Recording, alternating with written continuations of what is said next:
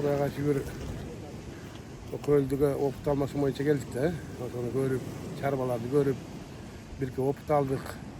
Жакшы, Кудай буйруса, биз да ушулардан алган тажрыйбабызды элге айтып, ушундай мал өстүрөйүк деген ниет менен кылып жүрөбүз. Ошол. Жаш Айбекен кечээ айтып атпайсызбы мисалы? Жаштар келип, кызмат көрсөтүү жеңилдеп, элге болгон депчи, ошол боюнча да бир аз пикириңизди билгим келип атат. Мисалы, администрацияда, ошол эле айыл чарбада, мисалы, жаш кызматкерлер боюнча кечээ бир пикир айтып атсыздар эле ошо. Абдан жакшы. Кудайга шүгүр мына. Ошо мен аралашып калам, көп эмес анда сондо администрацияга барып калам, өкмөткө барып калам. Жаш балдар чуркап эмне кылабыз деп абдан жакшы кабыл алышат. Барып калган жумуштарыңды тез аткарып берет. Рахмат буларга да. Ушул иштери оңолуп, алдыга жүрөсүн. Жакшы, рахмат аке. Сиздин ишиңизге ийгилик.